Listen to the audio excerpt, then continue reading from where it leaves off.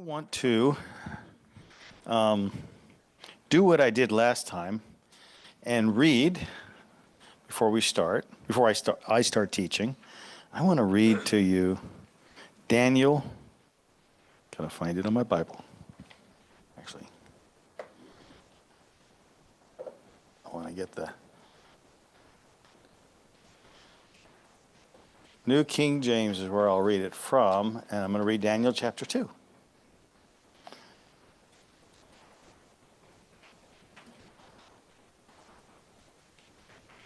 There we go. 49 verses.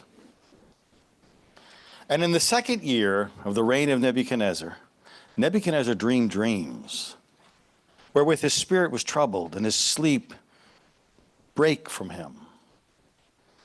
Then the king commanded to call the magicians and the astrologers and the sorcerers and the Chaldeans, for to show the king his dreams.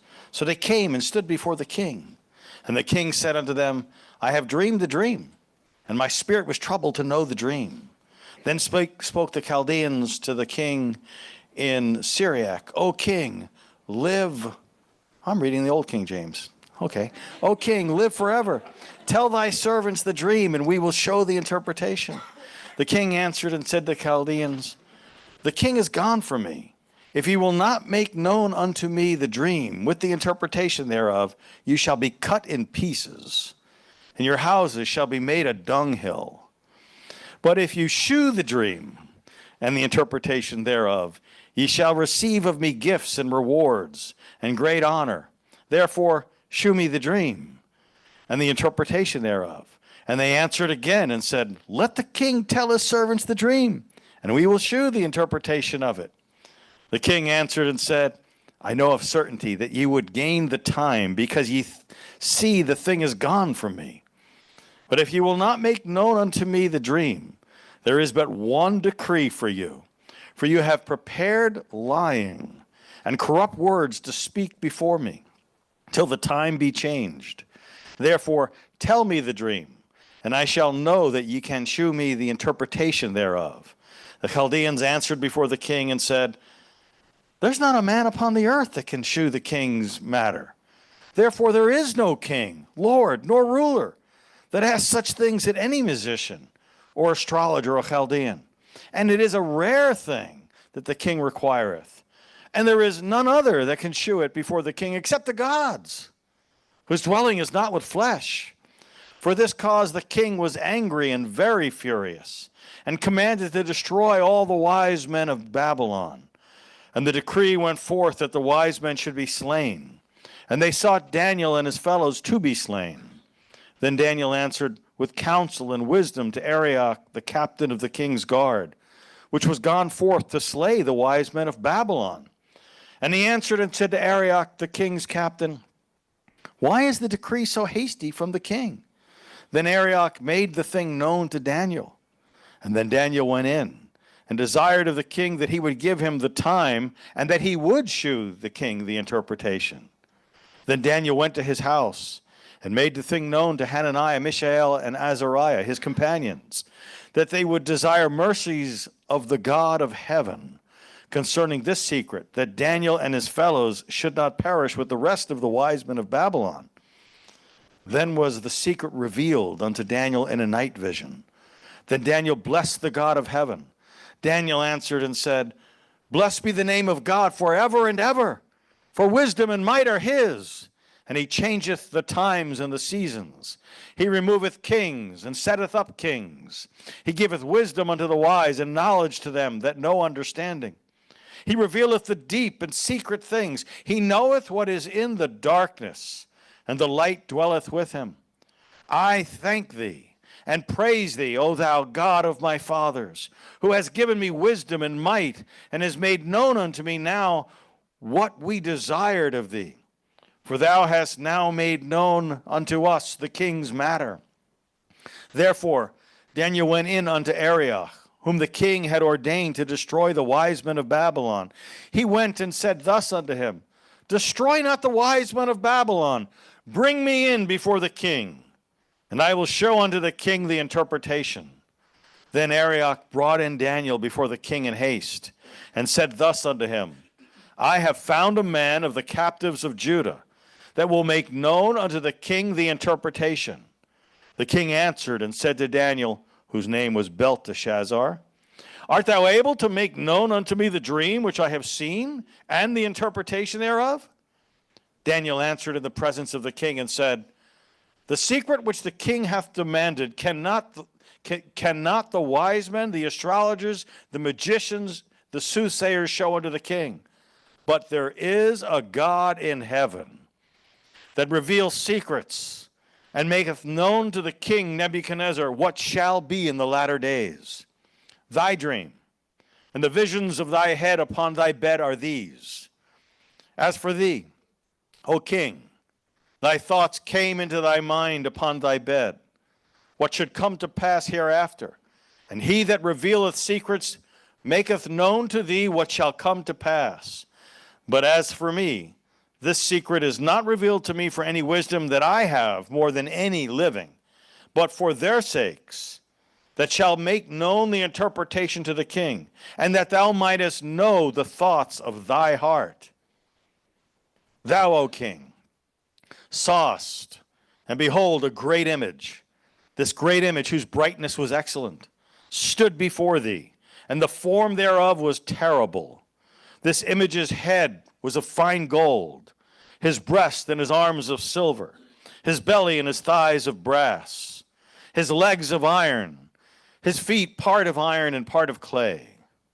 Thou sawest till a stone was cut out without hands, which smote the image upon his feet that were of iron and clay, and brake them to pieces.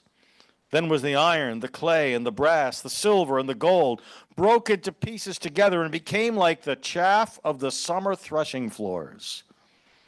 And the wind carried them away, that no place was found for them. And the stone that smote the image became a great mountain, and it filled the whole earth. This is the dream, and we will tell the interpretation thereof before the king. Therefore, O king, art a king of kings, for the God of heaven hath given thee a kingdom, power, and strength, and glory. And wheresoever the children of men dwell, the beasts of the field and the fowls of the heaven hath he given into thine hand, and hath made thee ruler over them all. Thou art this head of gold. And after thee shall arise another kingdom, inferior to thee, and another third kingdom of brass, which shall bear rule over all the earth. And the fourth kingdom shall be strong as iron. For as much as iron breaketh in pieces and subdueth all things, and as iron that breaketh all these, shall it break in pieces and bruise. And whereas thou sawest the feet and toes, part of pottery's clay, and part of iron, and the kingdom shall be divided, but there shall be in it of the strength of the iron. For as much as thou sawest the iron mixed with miry clay, and as the toes of the feet were part of iron and part of clay, so the kingdom shall be partly strong and partly broken. And whereas thou sawest iron mixed with miry clay, they shall mingle themselves with the seed of men, and they shall not cleave one to another, even as iron is not mixed with clay.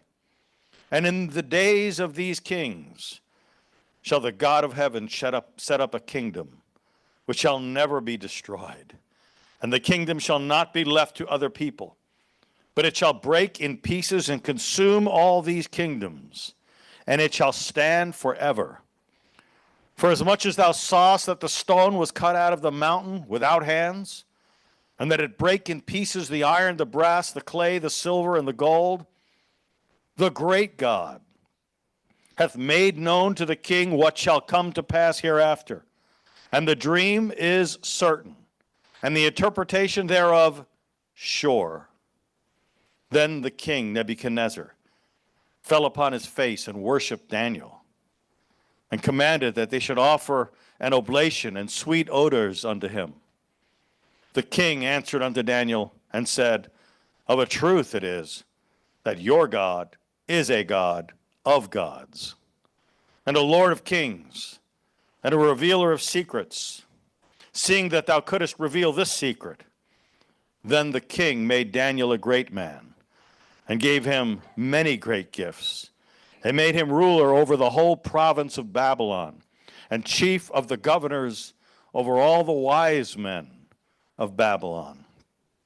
And then Daniel requested of the king, and he set Shadrach, Meshach, and Abednego over the affairs of the province of Babylon. But Daniel sat in the gate of the king. That's a great chapter. That chapter is really key to understanding all of the, it's not the only, like you can't really get all of the Daniel's prophetic eschatological wisdom and insight from just chapter 2. You also need chapter 7 and chapter 8, really the rest of the book. But chapter 2 is the foundation of that. And it's a phenomenally, like, it's the basis. We're on page 3 of our notes. Praise the Lord. And I really appreciated, let me just say, Steve, what you shared about groups. There's along that line, there's a book by Chuck Pierce and Robert Heidler, Time to Advance, or Time to Advance or Prosper? Advance. And he gives things like that, like this is the month of this is the month of that. It'd be a really simple group to lead. You'd have fun. You'd get blessed. Weren't you blessed just listening to him? Yeah. That's the kind of stuff you'd get out of that. You'd be really blessed. All right, so we're picking it up with page 3. Last time we were here, we talked about this idea that there is a God who reveals secrets. That's on the end, page 2, and he reveals mysteries or secrets, and that God has given to the church a gift whereby we can receive from God secrets or mysteries, and that is the gift of speaking in tongues. And so we talked about that. And we're going to pick it up now on the bottom of page 3. He tells the king, you had visions in your head. Now this is actually an unusual thing. The Sonsino, Jewish commentary, which is one of my favorite series, it says this is the only instance in the Bible where psychical, in other words, in the head experiences are associated with the head. The only instance in the Bible where something's going on in someone's head like that. Its usage here is probably to be accounted for by the act of seeing being connected with the origin of sight. The king has this vision in his head while he's sleeping, and it's unlike anything. So the actual experience, it's not just that he had this dream, but the way he had the dream was unusual. It's the only time the Bible does this. Going over to the top of page 4. Daniel says, thoughts came to your mind while you were on your bed. Okay, so the NIV, as your majesty was lying there, your mind turned to things to come. And so we come into this time of these dreams. Now, one of the things that as I'm looking at this that struck me as I was just thinking about speaking today on this is, if you go back and look at Acts chapter 2, Peter says, this is that which was spoken by the prophet Joel, saying in the last days. And then he says, your young men will see visions and your old men will dream dreams. He says, this is that which was spoken by the prophet Joel. But actually, he switched it. Because if you go back to Joel, and you look at what Joel actually said, Joel didn't say that. Joel said, your old men will see dreams and your young men will see visions. Now, the old person is still seeing the same thing and the young person is still seeing the same thing, but he flipped the order. And the fact that the Holy Spirit had him flip it, obviously, or it's not Bible, right? So you might wonder why. And I'm sure there's other reasons. But for me, here's how I see it. Everything up to the crucifixion and the resurrection, everything before that points to that event. And everything after that event points back to that event. It is the crux of all of creation. Jesus Christ crucified from the foundations of the world. The Lord knew that his son would go to that cross and rise from the dead, and he knew it before he said, let there be light. And there has never, that plan was not something that God added when Adam and Eve fell, and it is not something that got tweaked. It actually says in Revelation 13:8 and 17:8, it says, whose names were written in the Lamb's book of life before the foundations of the world. The Lord knew every single sin you would ever commit before he said, let there be light. Every one of them. He saved you knowing every one of them. You have never surprised him with any failure you've ever done. That doesn't mean he made you choose him. No, those whom he foreknew, he preordained to be conformed to the image of his Son. He just knew because he knows everything. And because he knew you would receive him, therefore, he ordained things in your life. He just knew you would receive him. You didn't surprise him. He knew somebody else would reject him. They didn't surprise him. He does not make it happen. He just knows. Everything points to that moment right there. And that's why the order, I think, is switched between the young men and the old men. So he's on his bed. There, on your bed, what would come to pass, the thoughts of your head. And Daniel is telling the king that he had been thinking about the future while he's still awake. He's telling him what he's thinking. Now, it's very common to have dreams that relate to whatever it is we're thinking about when we go to bed, right? And so it was for Nebuchadnezzar.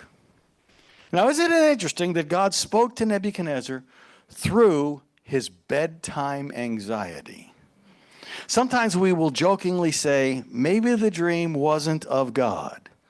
Maybe it was just the pizza you had just before you went to bed. But Nebuchadnezzar's experience tells us that our own natural anxieties do not necessarily rule out the possibility that there may also be a spiritual side to something that started out as just a pizza dream. That is the story of Nebuchadnezzar. Even though Nebuchadnezzar's dream told of God's plan for man, the dream also reflects the king's thoughts. And so when it comes to dreams, a natural explanation does not necessarily rule out a spiritual meaning. God uses the things of this world to speak to his people. Some interesting things from ArtScroll. ArtScroll is even more orthodox than Sonsino, if you can do that. They do it. A quote from there, a multitude of information is continuously being transmitted to this world from above, but it is only received by those who make some preparation to receive it. The king, in his preoccupation with the worry of what would happen after him, had been in the right frame of mind to receive this dream. Now, regarding that statement, it is true that we will receive more from the Lord if we steward our minds, if we prepare our minds to hear from God. We're going to get more from him. We think about stewarding our finances. What about stewarding our mind? If you steward your finances, you're going to end up with more finances. Well, on Judgment Day, we'll have to give account for how we stewarded our finances. Far more significant, far bigger deal on Judgment Day, we'll give account for how we stewarded our mind. It's a whole lot more important than our money. Then ArtScroll has some comments that we Christians might struggle with, such as this one. Even in truthful dreams, which are revealed from above, as in the case of Nebuchadnezzar, a person is shown only that to which he has already given thought. Now that is a challenging thought for Christians right there. The gift of tongues is a New Testament spiritual gift which takes the believer beyond their understanding. Yet we should not forget that when Christians actually speak in tongues, they are actually leaning into receiving revelation from God. So even tongues support that statement from ArtScroll. We only give things to which are given things when we have leaned into God. There's some truth there. Certainly, I'm going over to page 5. Certainly, revelation from God is progressive, built line upon line, so that God's people are called to live with the current revealed truth. This is, if you look at 2 Peter chapter 1, verse 12. For this reason I will not be negligent to remind you always of these things, though you know and are established in present truth. Well, we have truth after the death, burial, and resurrection that the world didn't have before that. The angels didn't know. The demons didn't know. There is a progressive revelation. Isaiah 28:10, for precept must be upon precept, precept upon precept, line upon line, here a little, there a little. And what did Art Scroll say? It says, truly, divinely revealed dreams appear only within the framework of the person's own thoughts. Just as the visual side of the dream is a combination of images already present in the mind. They're already there. So are the underlying ideas, that is, the interpretation of the ideas, already present in the mind. The novelty lies in the particular combination of images and ideas as arranged in the dream. A proof of this is in that they neither show a person a golden tree nor an elephant going through the eye of a needle. I suppose they could, right? But it'd be really unusual. Dreams, such as Nebuchadnezzar's, can thus serve as vehicles for transmission of messages from above, but the materials used to spell out the messages are the images and the ideas already present in the receiver's mind. We might not like everything that Art Scroll said there, but consider this. The revelation of Daniel chapter 7 is built upon the revelation of Daniel chapter 2. And the revelation of Daniel chapter 8 is built upon the revelation of Daniel chapter 7, which is built upon Daniel chapter 2.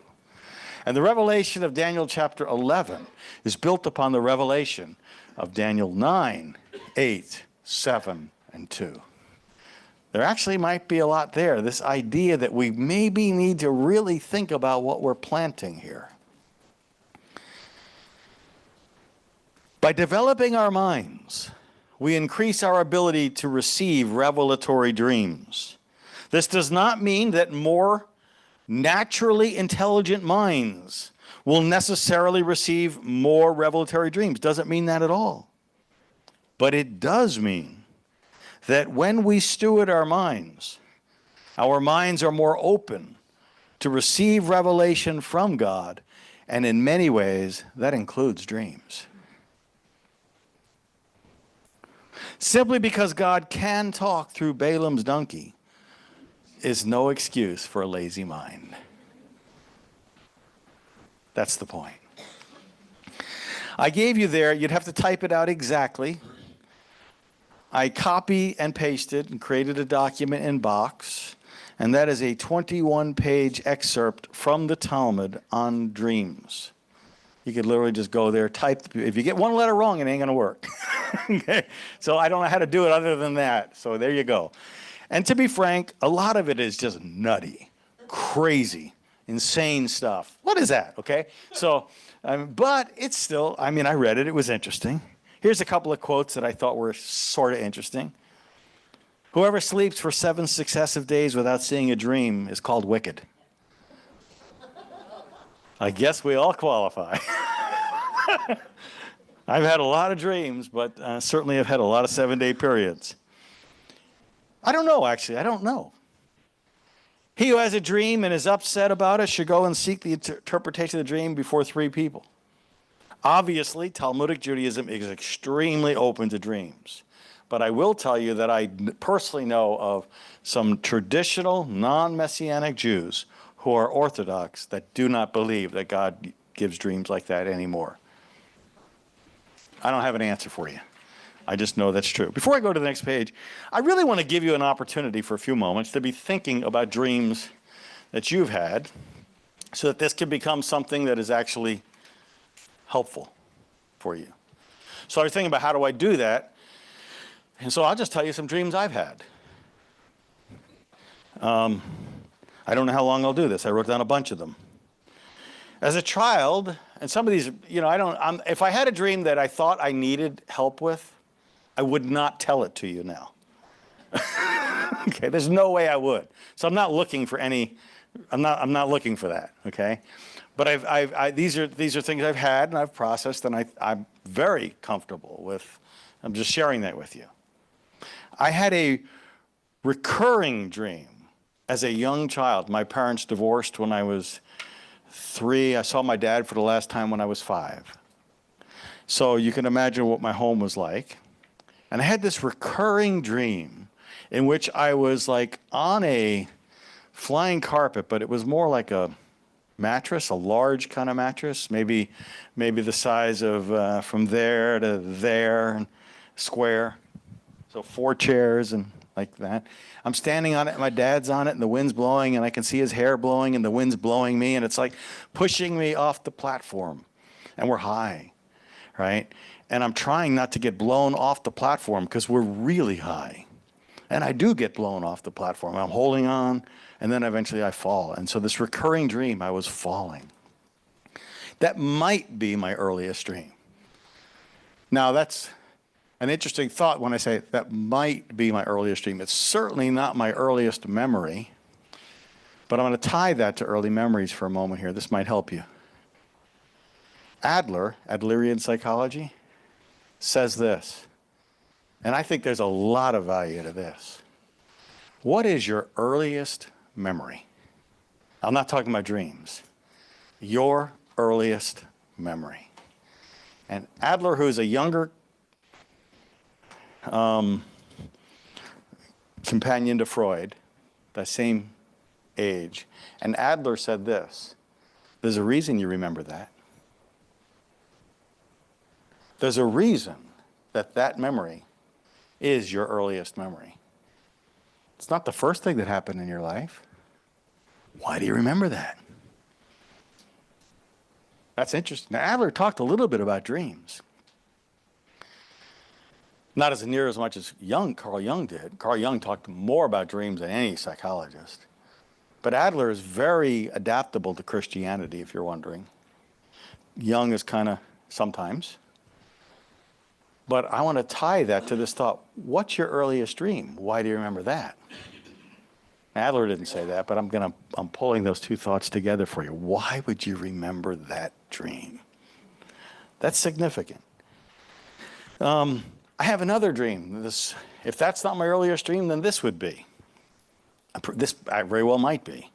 I'm standing out in a field, like green grass, whatever, and there's some people out in the field. It's a large field, and these little pillow mattresses that are no bigger than maybe two chairs by 2 chairs are coming out of the ground, and they're coming up out of the ground under people, and they're riding them up to heaven. And this pillow, mattress, whatever it is, it's white, comes out of the ground underneath me and starts to lift me up and take me up. Well, I just jumped off that thing really quick. And then another one came up out of the ground and right under me and started to bring me up, right? And so it was a recurring dream. Now, I think I know what that dream means now, but I had no idea when I was a young person because I had never even heard the word Jesus or Yeshua. All right, but that was a recurring dream. As a young Christian, I'm thinking through my life, through your life. Those were child dreams. When I first came to the Lord, I had a lot of dreams. I remember one dream I had where I'm a brand new Christian. I'm coming out of a real messed up life. And I'm walking with 2 friends, one on each side, and it's completely pitch black dark. You cannot see anything. You could not see your hand if you did this. But for some reason, I could see. They couldn't see anything, but I could see. And so we were like moving really carefully, really slowly, and I was leading these two friends walking in the darkness. I could see. Then a little bit later, I've had dreams. I had a recurring dream. I have no idea how many times I had a flying dream. Anybody have a dream where you could fly? The first time it happened, it was like it shocked me, and I was scared, silly. I had no control over this flying. I could fall, like that seems to be a recurring thing in my dreams. I could fall. Like, what's going to happen? And I probably had 100 of these, 50 of them at least. Okay, and over time, these flying dreams became like I would have more control. And I got to the place where in the dream, I actually could intentionally fly.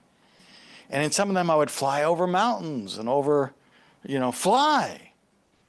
And it went from being a fearful thing to being, wow, this is great. Something that was wonderful. I've had some spiritual warfare dreams. Okay, so the one that I had, it's not one dream, it's one theme, if you will. I had a theme that was a problem for me of lust. And in these dreams, I would have these very lustful experiences. And Donna would be up, like she'd wake up and praying, but she didn't know what was going on. Maybe she didn't know, but inside me, it felt like I was being drugged. Like drugs. And it felt like from the inside, I was like being held to the bed. And it felt like there was a pressure pushing down on me from the outside, and I could not come out of it. Right? And that kind of situation, I don't know how many times I had that. I probably had that, I don't know.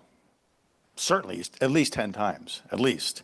I'm talking about as an adult, as a Christian man, not a man who's, and I just say, by God's grace, I've never had, by God's grace and only by his grace, I've never had a moral failure. By God's grace, and there's no other way to say it. So it wasn't because that was going on in my life. But there was this spiritual warfare, and it was intense. And one time, it was so, and I just, in the dream, in it. And I made myself, I like fought through, made myself kind of pray. And I got victory, and I've never had that happen again. It was a spirit, but I had, I don't, when I say 10 times, I don't know, it could have been 30 times. I don't know how many times I had it, but it never happened again. Then I had another kind of, then I had a one-time spiritual, dreams, one-time spiritual dream. I dreamed that there's this, like, some kind of a mess going on, and outside, and I'm sleeping, and there's police cars out in the front of our house, and all the lights and ambulances, and all these flashing lights, and I wake up, and it might even have been that time. I don't remember if it was the same time as the last one of those. I don't remember. But I wake up, and I find out that what happened was at the same time as I was dreaming that, there were a couple of people on our board at our church in Wilmer, Minnesota, and a tornado had hit their house and wiped out, they were farmers, wiped out their annual income. So that was intense. I dreamed one time where the Lord showed me a lion that was about to pounce on my church. I called a couple wise people to help me understand, and it was pretty clear it was a particular person, to be careful. And the Lord protected us. One more thing I want to share. I just really trying to be transparent with you because I think this might help you. One time, I had this dream, and in this dream, I heard the Lord's voice. I mean, I don't know if I was hearing it on the inside or if I was hearing it with my ears. I don't know. Honestly don't. I have had probably 6 or 10 times where I know I've heard God's voice with my ears, not just my heart. But this time, I don't know what it was, and I was in a dream, and I had had this season of my life where I was struggling. If I told you there's a book that's called Every Man's Battle, I don't have to tell you what the theme of that book is, right? I literally don't have to tell you what the theme of that book is. So I'm in the season of my life, and that's I'm struggling with this. And in this dream, I heard God's voice, and he called me by name. His voice sounded exactly like my voice. It was that familiar. And he said, Greg, you've got to stop committing adultery. I know I heard him say that. I know it. I know you've had dreams. I'm not going to ask you to share them. I've poured out my yuck on you. But God does speak to us through dreams. He absolutely does. I'm on where am I going? I'm going to the top of page 6. I'm going to run out of time. I'll go just a few moments. I'll probably go to the end of page 7, call it. At the top of page 6, Daniel says, this hasn't been revealed to me because I have more wisdom. He is clearly demonstrating that he is a humble person. Well, the dream is revealed in verses 31 to 35, and he sees this great image. The phrase in English is repeated, great image, great image. The first time the word great, the second time the word great, it's a different word, so it's like this big image, this chief image. That's the picture there. Okay, and the word image, you know, it could mean a number of different things. Typically, when we think of image, we think of like an idol, but there's nothing about this image that is being worshipped. So it's probably not that case that it's an idol, but that's a possibility. The NIV translates it as statue. That's probably the best you could translate it as. That word is also translated like with in Daniel 3:19, the expression on the king's face. That word expression there is also that same word, the image of his face. But it probably means just a statue. But one of the things that is of interest to me of this is the idea that idols are images, even though it probably doesn't mean that in this passage. Y'all see that? Probably doesn't not mean it, but it often does mean it in the Bible. This word is often used of an idol that people worship. Okay? And when people, on page 7, when people worship idols, they are worshiping things that were made by people. Idols are made by people. In a sense, they are worshiping themselves. Babylon was a system that emphasized self-worship, the worship of humanity. Genesis 11:4. Come, let us build ourselves a city and a tower whose top will reach the heavens. This is Babylon. And make a name for ourselves. See, we want to worship humanity. Okay? Well, interesting application here. I don't know why I've never heard preachers talk about this. But idolatry, essentially pornography, is idolatry. That's what it is. And you can see that right in Romans chapter 1. Professing to be wise, they became fools and changed the glory of the incorruptible God into an image made like corruptible man and birds and four-footed animals and creeping things. Therefore God gave them up to uncleanness in the lusts of their hearts to dishonor their bodies among themselves, who exchanged the truth of God for a lie and worshipped and served the creature rather than the Creator, who is blessed forever. For this reason, God gave them up to vile passions. You can see imagery here. You can see images like idols. You can see pornography, sexual perversion. For even their women exchanged the natural use for what is against nature. Likewise also the men, leaving the natural use of the woman, burned in their lust one for another. Men with men, committing what is shameful and receiving themselves the penalty of their error, which was due. Mankind has always sought to worship itself, but this idea of pornography is this idea of of I'm going to worship the human form, that's pornography. And that's idolatry. Can you see that? And I think Paul makes that very clear there in Romans chapter 1. Now, mankind has always sought to worship itself. Judy, I really liked your testimony. And what you said, that Mike said to you as he was half asleep, you know, he said, that's good for you. You know, it's kind of, I thought, I even have that in my notes. Okay, isn't this really the situation in modern America? If it works for you, great. But don't tell me what's right for me, because I am God. That's really what that statement is saying. It works for you, but don't tell me what to do, because I will be like God in the Garden of Eden, having the right to tell what is good and evil. And only God can do that. And as soon as I do that, I've entered into the realm of idolatry.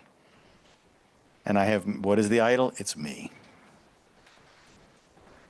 And what God really wants from us is to make him God.